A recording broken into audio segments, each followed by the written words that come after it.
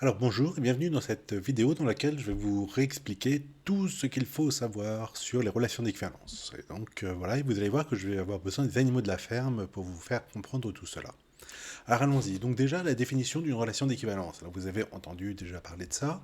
E c'est un ensemble et R c'est une relation sur E, c'est-à-dire qu'on va pouvoir prendre, enfin mettre des relations entre des éléments de E, entre deux éléments de E.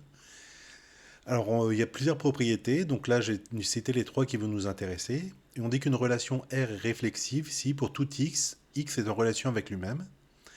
R est symétrique si, lorsque on prend deux éléments de E, X et Y, tels que X soit en relation avec Y, alors Y est en relation avec X, d'accord.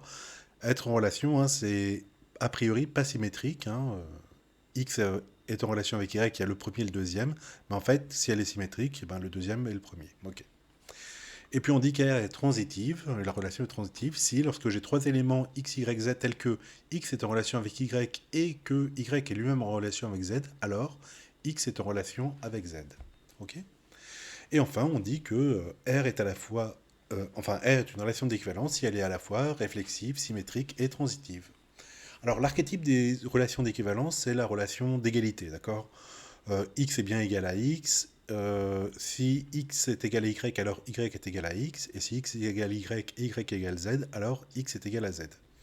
Donc, en fait, la relation d'équivalence généralise la relation d'égalité. Et par exemple, un exemple, enfin, moins simple que l'égalité, c'est la relation congruence, d'accord. Congru modulo 5, 7, peu importe.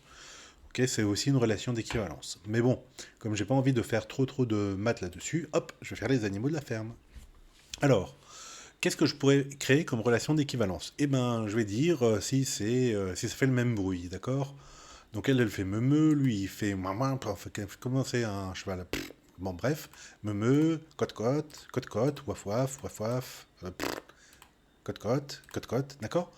Bon, bah alors faire le même bruit, d'accord? Deux animaux. Est-ce que c'est bien une relation d'équivalence sur l'ensemble des animaux? Ben, quand je prends un animal, il fait bien le même bruit que lui-même, vous êtes d'accord, hein?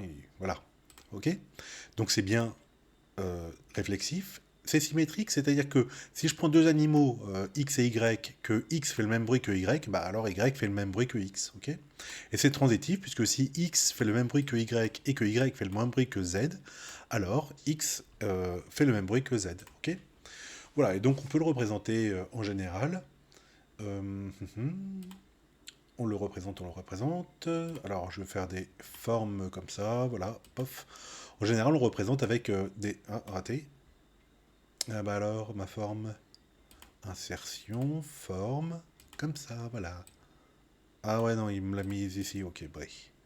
Donc en général, on le représente comme ça, d'accord, voilà. Eux deux, ils font le même bruit, hein, ils hennissent, donc voilà.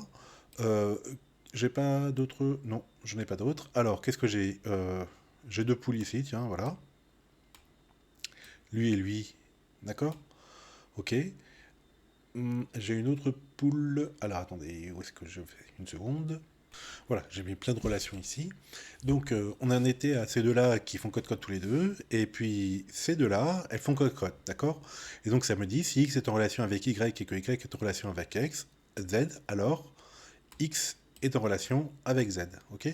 Donc la transitivité, c'est simplement que quand vous avez deux arêtes, forcément vous avez une troisième qui fait faire le triangle ici. D'accord. Voilà. Je peux continuer un petit peu. Alors je vais peut-être le faire hors antenne. Je pense que vous y arriverez à, hein, d'accord, à voir qui fait cote-cote, etc. Ok. Et voilà, donc normalement j'ai tout fait, c'est-à-dire donc il y a deux chiens ici, et là on voit la relation ici que j'ai mise en bleu pointillé. Il y a quatre poules, d'accord, et on voit bien que à chaque fois tout communique entre elles. Ok, donc là je l'ai mis en noir. Il y a trois vaches, tac, tac, tac, ok, donc ça fait bien un triangle, hein, d'accord, c'est bien réflexif. Et enfin, il y a deux chevaux, hein, d'accord, voilà. Alors, ce que je n'ai pas mis d'ailleurs, c'était les relations, les animaux avec eux-mêmes, ok, puisque eux-mêmes, d'accord, donc modulo tous les boucles ici que je n'ai pas mises, d'accord. Donc voilà. Alors ensuite, une fois que vous avez fait les relations d'équivalence, on a défini les classes d'équivalence. Qu'est-ce? Donc soit x un élément de E, la classe de x ou la classe d'équivalence de x, l'ensemble des éléments y tels que x soit en relation avec y, et on la note classe de x. Donc en fait, dans mon dessin, bah, c'est simplement ceux qui sont en relation, d'accord? Les trois vaches, les deux chevaux, etc. Ok? Alors, le truc, c'est que deux classes sont soit égales, soit disjointes. Attention, hein, la trivialité, c'est de dire elles sont égales ou différentes, d'accord? Mais différentes, hein, pour des ensembles, ça ne veut pas dire disjoint, ça veut dire, bah, il y a un élément dans un qui n'est pas dans l'autre, par exemple. Voilà, là, c'est soit égal, soit disjointe, ok? Et c'est bien ce que je vois ici, hein, parce que, en fait, au lieu de les présenter, euh, voilà, au lieu de présenter avec les traits, je peux très bien dire, ben voilà, les classes d'équivalence, je vais mettre les chevaux, les deux ensemble, les vaches, les trois ensemble, les chiens, je les mets là, par exemple, d'accord? Les poules au milieu, et voilà, et donc ça permet de bien voir, d'accord? La classe des vaches, la classe des chevaux, la classe des poulets, et puis la classe des chiens, d'accord? J'ai bien mes quatre classes, donc c'est bien ça, d'accord? C'est bien, donc elles sont égales ou disjointes, d'accord? Enfin, là, elles sont donc disjointes. Et enfin, si je note E de R, l'ensemble des classes d'équivalence différentes de E sous la relation R, donc ça c'est là. Donc moi j'ai quatre classes d'équivalence, hein, comme on a dit, les chevaux, les vaches, les poulets, les chiens. Et donc on voit bien que l'ensemble des classes d'équivalence différentes, évidemment, forment une partition de E. Vous voyez que j'ai 1, 2, 3, 4, d'accord? Et c'est bien une partition de E. J'ai plus d'animaux nulle part. Alors pour compléter ça, parce que donc vous allez revoir ce théorème aussi en algèbre dans le cours d'algèbre 5, hein, on a donc le théorème de factorisation. Alors souvent, les gens ne comprennent pas, mais en fait c'est très très simple, vous allez voir. Donc j'ai une fonction f qui va de E dans grand F, deux ensembles. Ok.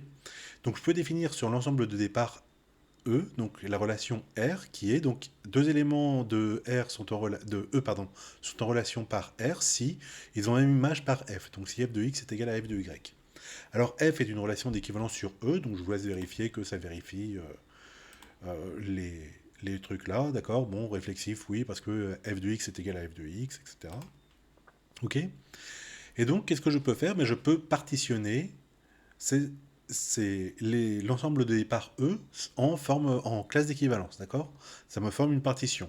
Et donc, c'est ce qu'on appelle le E de R ici, c'est-à-dire l'ensemble des classes, d'accord? Donc là, n'oubliez pas, vous avez 4 classes, 1, 2, 3, 4, d'accord?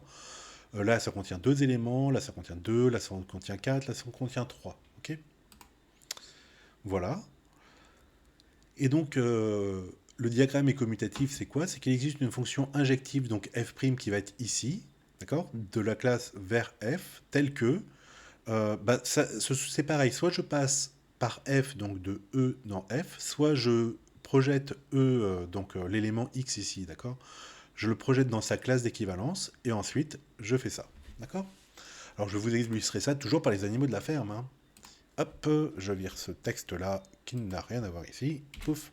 Ok, donc en fait, j'ai été embauché dans la ferme pour ranger les animaux. Le fermier, il me dit le soir, là, il y a la niche, tu dois y mettre les chiens. Là, il y a l'étable, tu dois y mettre les vaches. Là, il y a l'écurie, tu dois y mettre les chevaux. Et là, il y a le poulailler. Et tu dois y mettre les volailles. Ok, donc première journée, allons-y, hein, à la niche. Alors je vois elle, hop, je la mets dans les tables, ok. Lui, je le mets dans l'écurie. Je reviens le poulet il va ici. Je reviens avec l'écurie ici. Voilà, il est bien rangé. Là, je prends la niche. Je vais voir, hop, dans les tables. Tiens, toi, tu reviens dans le poulailler. Pff, oh là là, qu'est-ce que c'est long. Aïe, aïe, aïe, aïe, aïe, aïe, aïe, kilomètres. Et lui là, et puis là, ah non, je me suis trompé, c'est à l'étable, c'est ici, et puis là, ah non, c'est le poulailler là. J'étais crevé à la fin de la journée, d'accord? Crevé. J'ai fait des kilomètres dans ce champ, c'est de la folie, quoi. Deuxième jour, je me dis, bon, attends, attends, attends, ouais, je vais être un peu plus fort, plus intelligent, hein, d'accord? Dans le truc, je vais commencer à les regrouper, d'accord? Voilà, je les regroupe par classe d'équivalence, hein, pour moi en tout cas, voilà, pouf, et voilà, d'accord? Donc là, je les ai regroupés selon mes 4 classes d'équivalence. Et ensuite, qu'est-ce que je fais? Eh ben, je ne me déplace qu'une seule fois. C'est-à-dire que je prends les deux toutous. J'ai pris le deuxième toutou là ou pas? Ouais. Ouais. Hop, je prends les deux toutous et je me déplace à la niche et c'est fini. Puis, je prends les deux chevaux et je vais à l'écurie et puis c'est fini. Puis je prends l'ensemble des vaches, donc la classe d'équivalence des vaches, et je vais à l'étable et c'est fini. Et enfin, je prends les 4 poulets, et puis je vais une fois dans le poulailler. Ah ouais, non, j'y vais quand même. Hein, hop, et voilà, et c'est fini, et j'ai terminé. Et alors là, j'ai vraiment beaucoup moins fait de kilomètres. Vous êtes d'accord? Et ben c'est exactement ça, hein, d'accord? Soit je prends les animaux un par un ici, et puis je les envoie dans leur maison pour la nuit, d'accord? Un par un. Soit je dis non, non, euh, le chien machin, il appartient à la classe des chiens, et puis ici, c'est la classe des chiens que j'envoie directement à la niche. Voilà. Ouais. Ok. Et ben voilà, c'était donc l'explication avec les animaux du théorème de factorisation et de la relation d'équivalence.